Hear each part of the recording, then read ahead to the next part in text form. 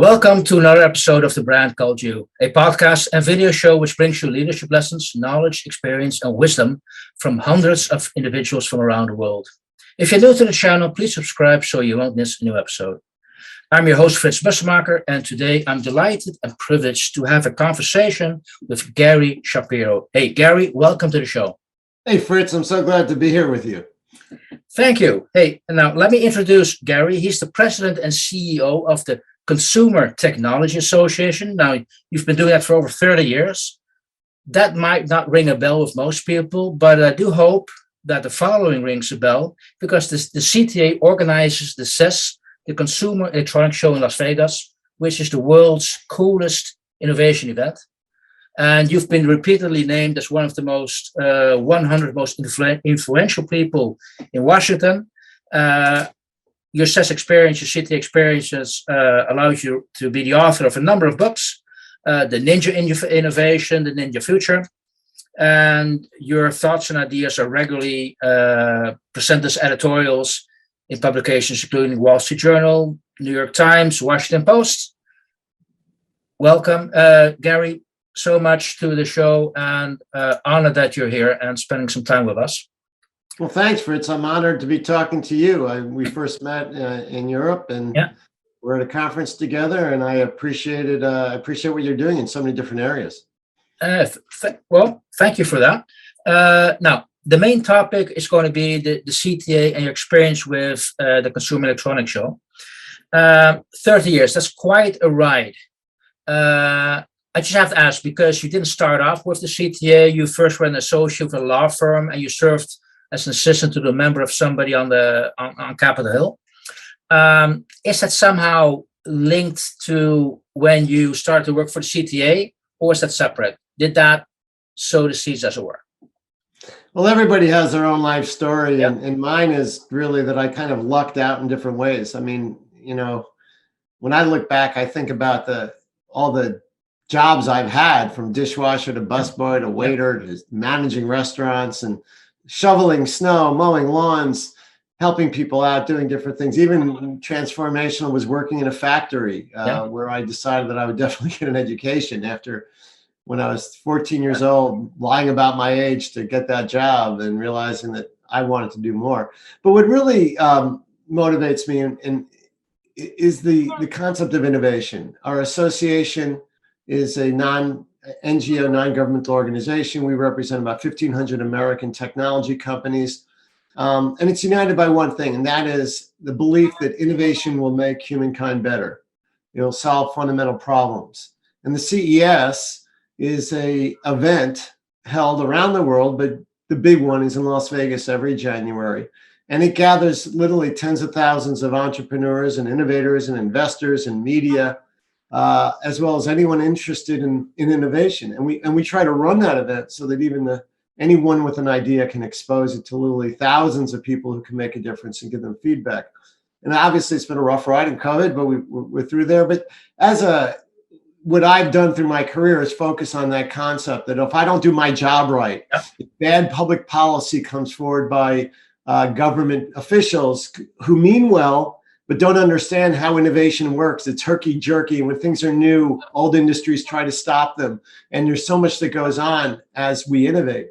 And it's so important. We've seen that in the pandemic. Imagine if the innovations of the last 20 or 30 years had not occurred, how we would be able to survive this pandemic, whether it's something as important as just discovering vaccines using artificial intelligence, or maybe more mundane but important to millions is how we communicated during this pandemic and kept business going through video conferencing. Of this, it's so easy to use now and inexpensive for most people, to the smartphones, to the printers, to everything we've done.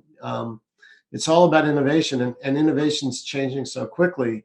I want to make sure it can continue to change, and I want to make sure people can get together and meet. You're a person who gets people together and connects them. And that's what I do too a lot. That's what our events are. We get people together with ideas, concepts, patents, innovations that make the world better. And it's a wonderful job to have. I don't even think I should be paid sometimes because I enjoy it so much. Oh, don't say that out too loud. Somebody might listen to that.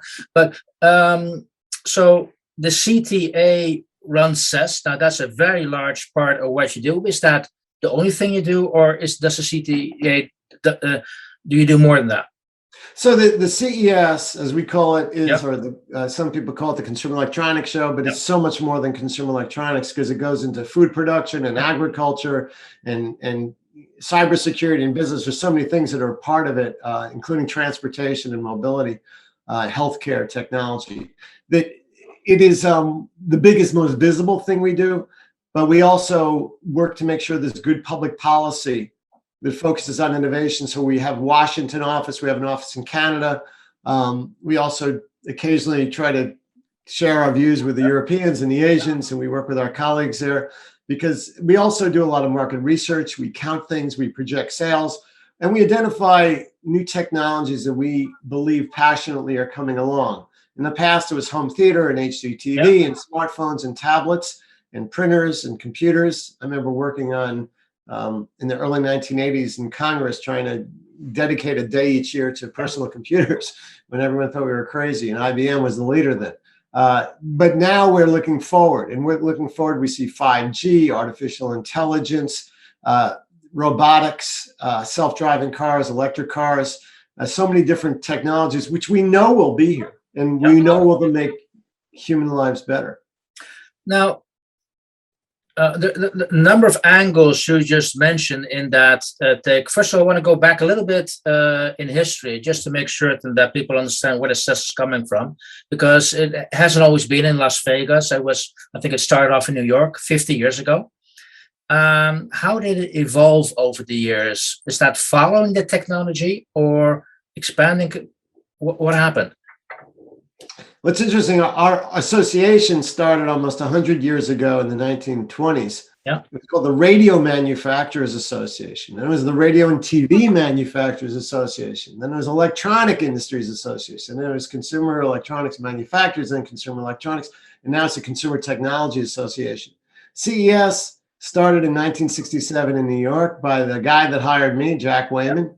Yeah. And it was an event that was a breakaway from a music a guitar show, a music instrument show. And because they didn't really believe in electronics, so we started our own show. It was before my time, but I've heard the legends and the stories. But the way we grew was by certain principles. One is making sure the show can be accessible to anyone with an idea for inexpensively. And that goes back to the first meeting I attended of the governing body and listening to the discussion and debate about how much to charge. And that was the largest exhibitors are saying, we have to make this available for the smallest. We've had a history of being recognizing that innovation can occur anywhere. The second thing is we continue to redefine always where we're going and what we're doing, so that we added healthcare technology and automotive electronics, as well as robotics, drones, artificial intelligence, 5G. We add that to the concept of what the show is and who's welcome there. The only area we haven't gotten into is drugs and things like that, and biologics, but we are in every elsewhere. I mean, the leadoff speaker for our show this past January was the head of Abbott, a major health.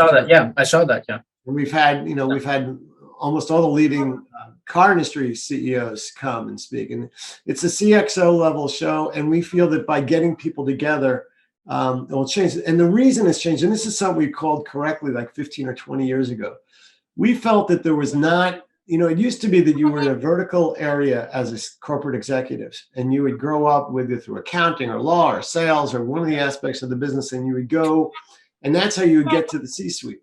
Well, what I have seen, and we figured with all these different technologies emerging, other skills are more important.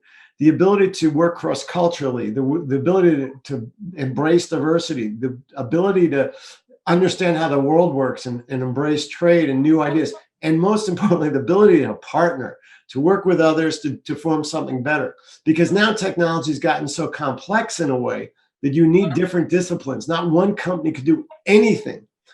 Some try, like Apple is getting doing a lot of things themselves, but that's very rare to be across. It's probably the exception to the rule to a large extent. So CES at the moment is the most influential tech event in the world.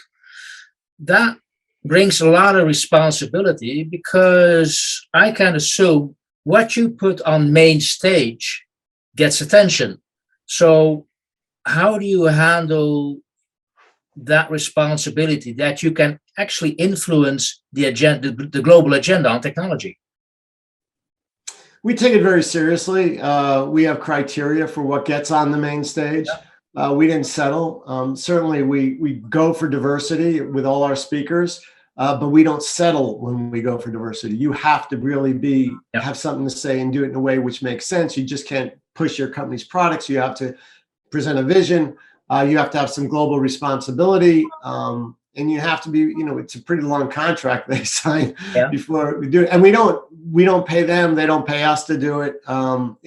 We provide them a stage so that if they want more, they do it. But we debate it pretty vociferously, and we've made some controversial choices. We had Ivanka Trump come speak because she was focused on 3 areas and making a difference in the White House when her father was there, including entrepreneurship, women's entrepreneurship, as well as apprenticeships and education and training of the workforce. So those are the things that were really important. We felt they were right aligned with what we were talking about. So every one of them is a debate. That was probably the most controversial speaker we had, but we have had others. We've had Al Gore speak, and a whole bunch of government officials from different countries all around the world, as well as company leaders, some of which just present an idea which may fizzle out, but it could become the next thing. I mean, Bill Gates was there many, many, many times, and he had a view of events like ours as making Microsoft. Because if you think about events like ours, and we're not the only one, there's a lot of great events around the world focused on different technologies. And that is what the events do, is they allow a new entrance to come to the marketplace, because otherwise they can't get in.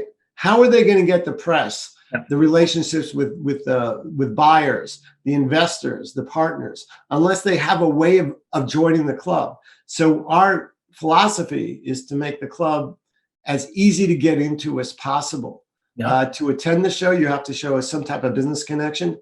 To participate as an exhibitor, you have to show something relevant, that's not obscene or violating cultural norms. And it's kind of the free market at work. And then people determine, individuals, it doesn't matter about the color of their skin or their sex or their religious views. What matters is whether you have a good idea or not. And that's what I think the tech industry is really good at, is judging the power of the innovation of the ideas. And that's what CES is principally based on. You are, I think, the #1 salesperson when it comes to CES. But how were you? I want to talk about now your role, Gary. How can you assess? Do you have an idea how you've been able to hold on to this role for over 30 years in such a fast developing industry? What kind of leader are you within your organization? Wow, that's a great question. I don't know what kind of leader I am. Obviously, any leader tries to be a good and fair leader, not lose your temper and be supportive and bring people along, put them into positions, empower them. That's pretty standard. But being a leader of an industry, and especially in the Washington environment and with a trade show as prominent as ours with a brand, I think you have to be willing to take risks. And my wife and I were talking about this weekend. We finally had a getaway. And we talked about why we have both succeeded in our individual professions. And we realized it was Valentine's Day weekend, but we did have each other to fall back upon if things didn't go right. I have a governing board where we talk a lot, very candidly and honestly, and I go to them for advice. They are what a board should be. They're willing to push back, but there's also a level of trust there. And one of the most important things an early mentor of mine said when I had this job I said, what is it? Actually, what he said was, Gary, you're doing amazingly well, but you're going to fail. And I want to let you know, we'll be there for you when you fail as well. So what that was a statement saying, Gary, take risks. And my board is even more specific. They said, Gary, take positions, speak up. We trust you. You don't have to come to us, as many nonprofits where they go to a board and ask, can I say this? Can I say that? Can I issue this press release? Take a position. You know what's best for the industry. And if you have a doubt, talk to us. And I've always, the level of trust is so deep there But the truth is I was able to take the risk because I'm not scared about losing my income or losing my job. I mean, the real truth is I'm in Detroit today. That's where my family is. I commute between Detroit and Washington because of my wife has a job that she can't leave Detroit for. She's a surgeon here with a very established practice. So we've been commuting that way for 18 years. But I could always fall back and just be with my family. That's my fallback option. And it was a good one. So that gave me the confidence, those things, the board, the attitude, the risk taking. And every risk I took, from writing books to over 1,000 articles to speaking my mind and taking leadership positions on issues, is a risk. I mean, the biggest risk, in a sense, we took was just recently. We had, in the middle of this pandemic with the Omicron virus, it suddenly hit right after late November. And all through December, all of a sudden we saw that our exhibitors were leaving our show. That some of the biggest companies, the best known brands in the world, were saying they don't feel comfortable in the CES environment with other people. But we decided to go forward anyhow. We took that risk because we knew that around the world, there were so many entrepreneurs and innovators were relying upon us, and they wanted us. And it was important in the Las Vegas economy. It was important to us. But as we discussed it with our board, the discussion focused around someone has to take some leadership on this and recognize that we have to learn how to live with this virus. Omicron might be a mixed blessing in that it's not as severe. It could push out the other things. We still don't know. The jury's out. But we're going to go forward. And we had made a decision in the summer earlier that we are going to require everyone at that show to be vaccinated. We said everyone's going to be masked. And also that we're going to give away free tests even before you get in, so you're tested. That was your decision? That was our decisions. Yep. Yeah, definitely my call. I pushed your call. Okay, so the leadership style is, it's our decision, but it's my call at the end of the day. The buck stops here. Well, it's my decision to recommend something sometimes, but is it my call? Some things are clearly my call. And some things I just steal other good ideas and run with them. But I'm always consulted. I'm always talking to our board members. We don't often have that many formal votes, and I can't even remember a divided vote. It's just the kind of thing, other than what location we have meetings in. That's the one thing our board sometimes disagrees on. Yeah. But the reality is, as a leader, I think you have to lead by example, but I think you have to take risks. I think you have to risk your job sometimes. You have to risk your reputation. Otherwise, you're just doing what everyone else is.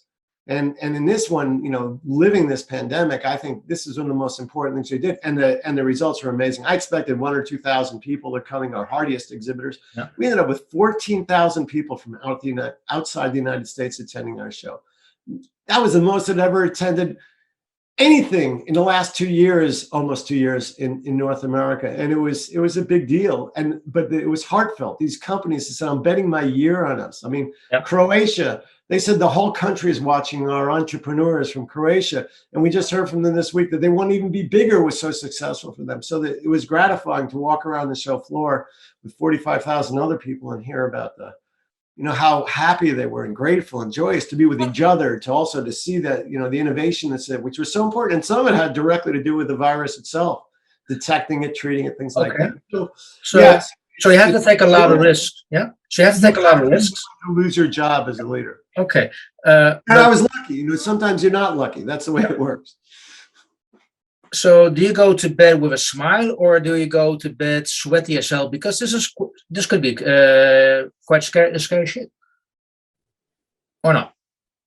Well, I have to say the last couple of months, it was challenging. I'm not sure I went to bed. I wasn't sleeping very well at all. But in terms of generally throughout my career, I think the toughest issues are not the big strategic calls. The toughest issues you deal with that every CEO deals with are human relations issues, human resources issues, it's people issues. Everyone that works here is a different type of person with different needs. Some people want money, some people want status, some people want recognition, some people want to know that they're doing something amazingly well that they enjoy. Other people just want to make the world better. And you have to treat and deal with everyone, and you have to meet them where they are.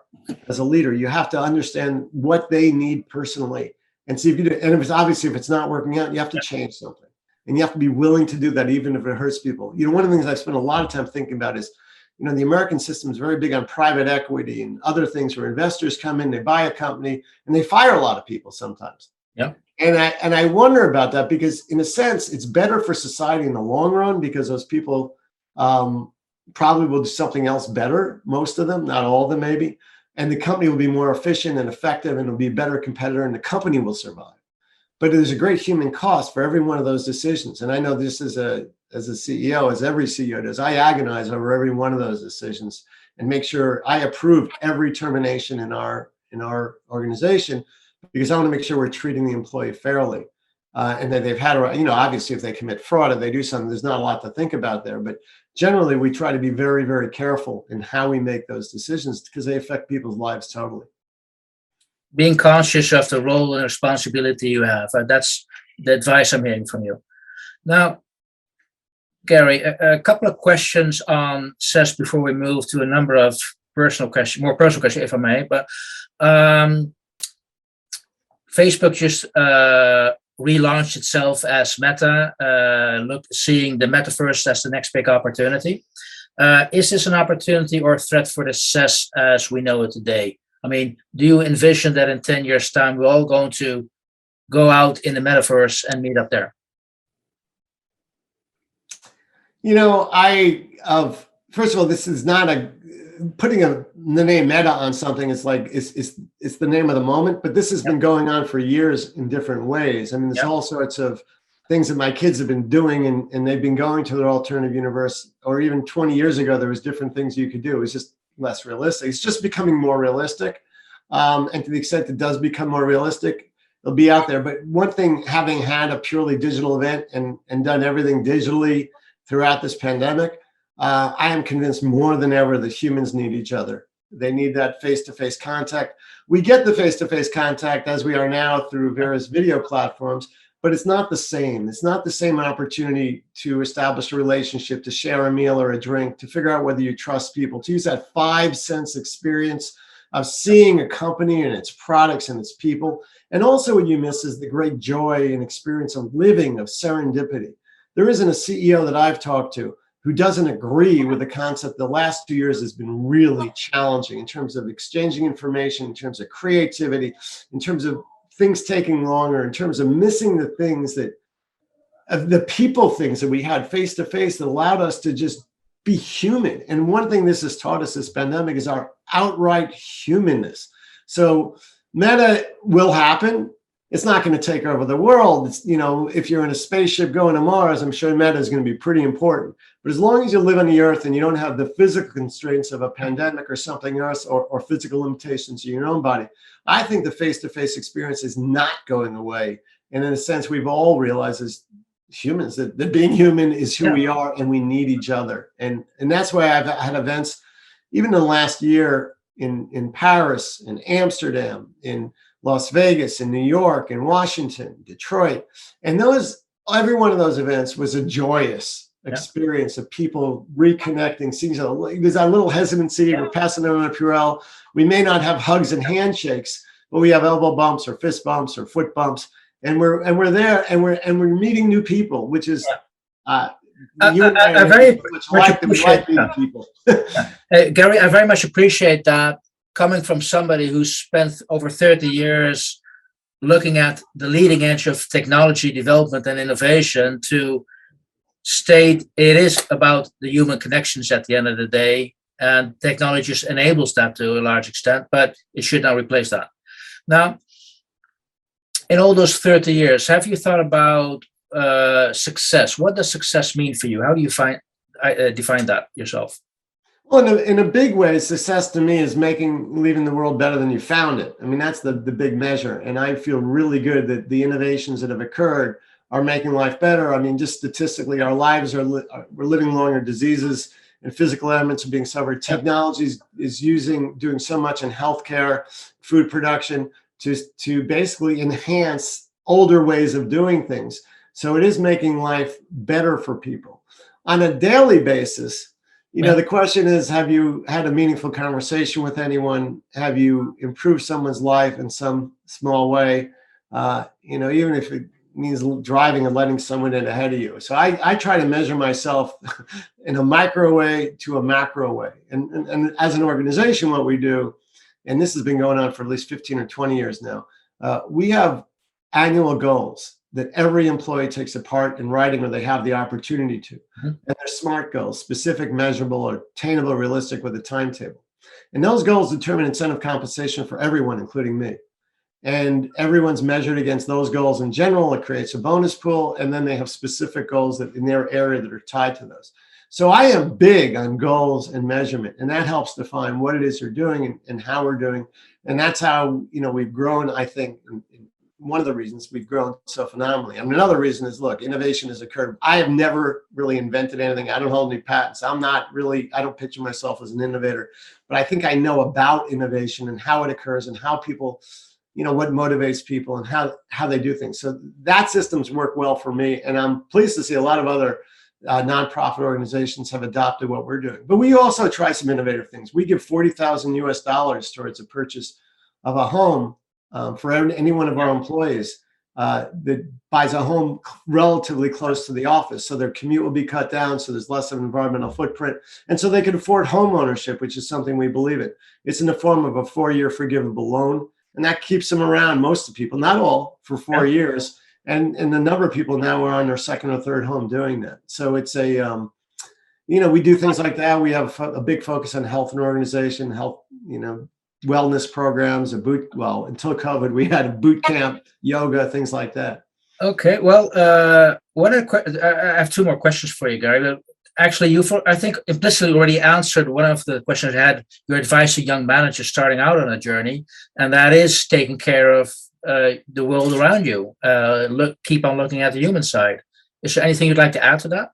Absolutely. I have a lot of advice for young managers on the journey. First of all, when you get out of school and you think that, your first job is the biggest decision, it could be.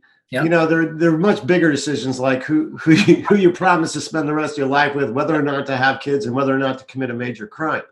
But don't agonize over that first choice, and always try to expand what you're doing. Volunteer for different aspects of the job if you really want to get ahead. Learn, figure out your boss's problems and solve them for your boss, and you're probably going to get promoted.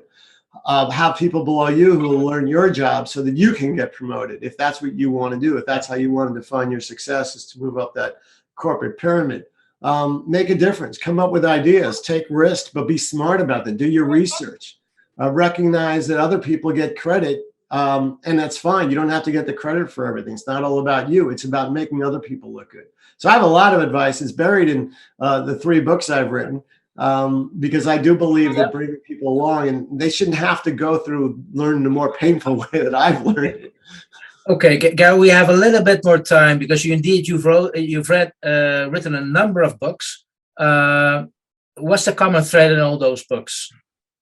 Well, the common thread is that you're a master of your own destiny and you're responsible. I am not a big fan of victim society, of blaming other people and saying, oh, me, oh, my government has to take care of me, or people have to pay me for past wrongs. I don't believe in that at all. And I believe you have to do what you can to make a difference in the world. And you should look at taking responsibility. And that means a lot of things. I've written, the theme I've used for a couple of the books is about being a ninja. Started with this TV program way back about Teenage Mutant Ninja Turtles. My kids wanted to be it. So our whole family, we took karate. Now, karate or taekwondo is a Korean art form. Ninjas are Japanese. It's a little bit of license there. But a ninja were Japanese warriors who were always outnumbered, but yet they always seemed to win. And what ninjas did was they recognized that if you see a barrier, and this goes to dealing with your boss. You don't go just hit your head against a brick wall. You figured out a way to jump over it, become invisible, become a superhero. You come up with a solution. You don't just say there's a problem. And you have to be creative, and you have to plan scenarios, and you have to get people on your ninja team with different strengths. You have to look for diversity when you're building a team, because if everyone looks and acts like you, or is from the same place you are, you're not going to have a very creative, a thoughtful, or team that's likely to win, frankly. And you need to be able to disagree respectfully and have those discussions, because some cultures you just can't disagree. Those cultures have problems with innovation and getting ahead, and it is a competitive world out there. So a lot of the books carry forth this ninja theme. They talk about how to innovate, what to do. And I'm passionate in believing this. I mean, we were talking about diversity before it was cool to talk about diversity. And we believe in individual rights and individual effort, but combined in a group, the respect for the individual has to stand out, and you have to act like a ninja. I am 100% certain that people following this right now are going to be curious about those books. So we'll make sure that we'll include a link so people can have a look at those books. And I see them in the background. Yes, I recognize the title. Very good. Now, what I'm hearing in all those years, Gary, final question is, I would say I'm assuming hundreds and hundreds of great milestones in your career and in your life. But if you have to select 2 or 3 key milestones, what are they?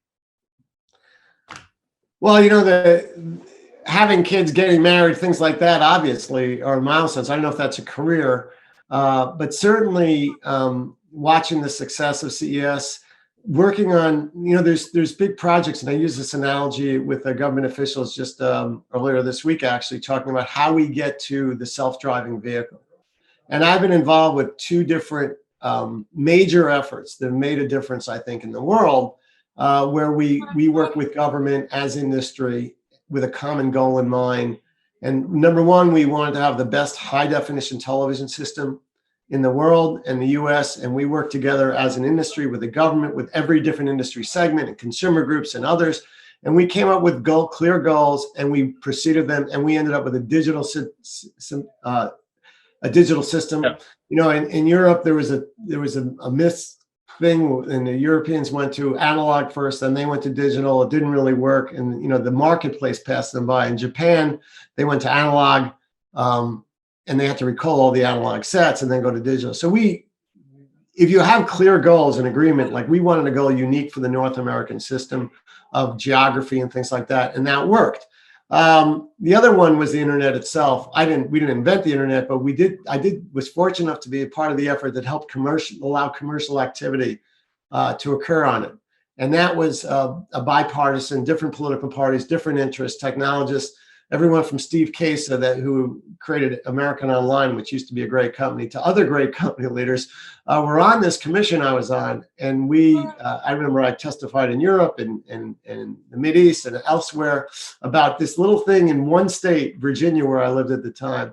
And we created the commercial way of doing business, whether it was electronic signatures or commercial bearing or all these different things you could do. And we agreed on it. And virtually everyone in the world has adopted what we did. And it was the same thing. We knew we wanted to go, because if you think back when the internet really started, doing anything commercially was considered a faux pas. It was something you were not allowed to do. People would yell at you. They would say you'd be outed in newspapers. And reality was, it allows us to do so many things we were never able to do before. It allowed new businesses like Amazon and E-Trade and Facebook and others to be created. But all around the world, this made lives better for people because they could do business now, whether it's a farmer in Africa or it's someone in Asia. I mean, new businesses have been created. So I'm pretty proud of that. I would be as well. And finally, somebody alluded me to, I'd say, a very big personal milestone, the French one. Can you take us along? Because that's quite exceptional as well. Yeah, and in light of your question, I guess I should have mentioned that, but I'm glad you brought it up. This past October, President Emmanuel Macron gave me the Légion d'honneur, which is an award that they give usually 90% of the time to French citizens that have accomplished something helping France. But he gave it to me, and I think it was more for our organization in what we do with the CES, because Francis had such a presence. It was something he led when he ran for president as a third party, a shocker. He was actually the minister of the economy, and I got to know him before that. He was participated at length in our CES show unveiled in Paris, which is just a half-day event. But he believed in what we were doing, and he came to Las Vegas at my invitation. He saw what we were doing, and then he brought several hundred French companies, and that presence of France is so strong. And French entrepreneur is a French word. Yeah. But it's something that he says, by creating CES, by focusing on innovation as a major goal for the world to make the world better, he recognized me in CES, and I just was tickled pink. It allows me to wear a little red bar on clothing that I wear, which I should have worn today, I guess, in retrospect. But it's something which I was just so honored by, because very few non-French people get it. Well, Gary, well done, because I think it's a great global recognition of what you've been able to do, bringing the CES where it is today, the most influential innovation geek show in the world. So I'm so glad that you spent time just sharing your story, and giving some great advice to people of how you hopefully can bring this to yourself. So I want to thank you so much, Gary, for sharing your thoughts with us. Well, thank you, Fritz, and thanks for sharing such knowledge that people have to so many people where it can make a difference in their lives. Thank you for listening to the Brand Called You videocast and podcast, a platform that brings you knowledge, experience, and wisdom of hundreds of successful individuals from around the world. Do visit our website www.tbcy.in to watch and listen to the stories of many more individuals. You can also follow us on YouTube, Facebook, Instagram, and Twitter. Just search for the Brand Called You.